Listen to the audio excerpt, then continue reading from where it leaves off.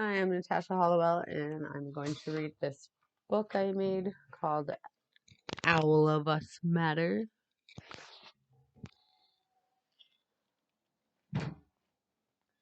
So, this book is dedicated to my family and everybody of Canada. I am focusing on Wekotwin and Mile Wekotwin, which is the laws governing all relationships and the laws concerning good relationships, and also Tapwewin, which is speaking the truth or speaking with precision and accuracy, which I took from the what's it called here now? I'll grab it.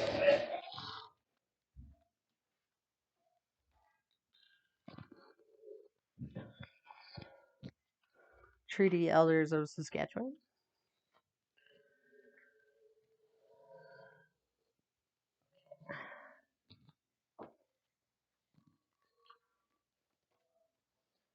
So, without further delay, let's get to my book.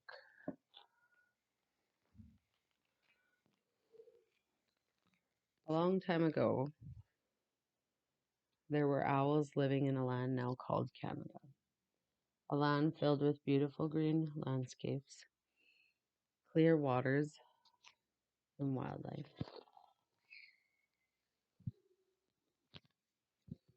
One day, visitors arrived at these great lands and saw owls living there. They were shocked to see owls the same as them, just a little different. They feared the newcomers that arrived, but still trusted them and decided to try to trade with them and welcomed all of them. The newcomers had a hard time understanding the owls living there, so they thought that they would take their baby owls and teach them to be more like them, which they thought was best. This hurts all the owls, and still some forgave them, and some had no choice, and they never got to see their baby owls again.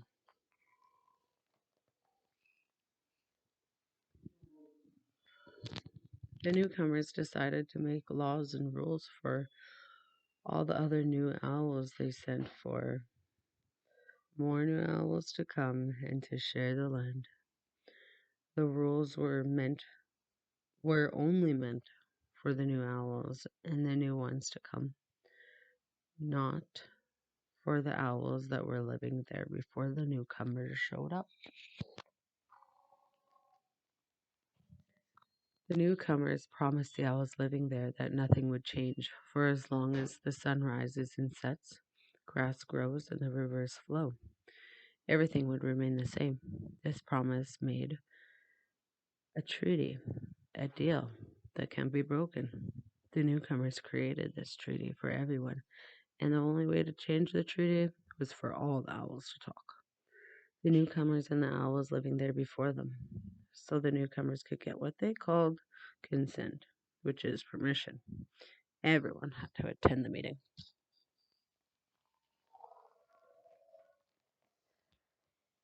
The owls living there made a special belt in honor of their new relationship, taught to them from their relational owls, the Haudenosaunee, called the Turo Wampum belt.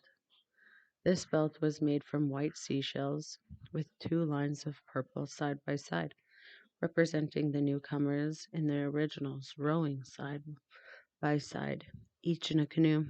And if someone needed help, the other owls in the canoe would help, and this promise was for all the owls. They now all were to treat each other like brothers and sisters, as equals. Years have passed and many things have changed. The lands and resources were taken and the owls were relocated. Roads were made roads were made and trees and homes were lost. The newcomers broke every promise, and now the lands were dry and thirsty. The trees bare and the wildlife barely there, and they too are scared. They had no choice but to leave.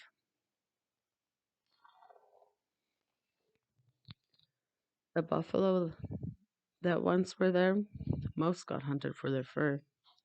The buffalo that are left are in buffalo farms, and there is one that appears to be sacred, locked in a zoo.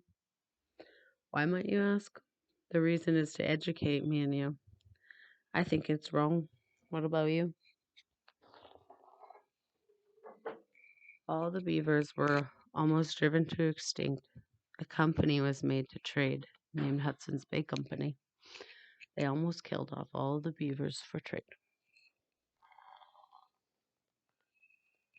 Or it's been over 155 years. Many have been lost over the years, and many new have come. And they do not know the truth that you just heard. Still, no justice has been done, for the newcomers have not fixed the broken promises. Some say this land now has a curse, and the only way to make everything better and to lift the curse is to listen to these words.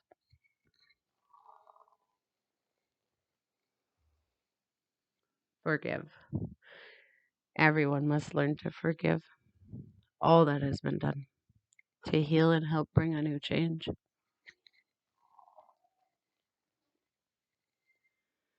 Forgive for the ancestors, for all the new ones, and for a new future.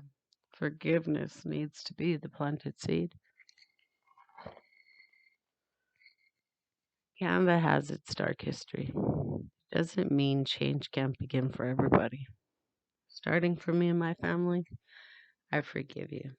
The end of a new beginning.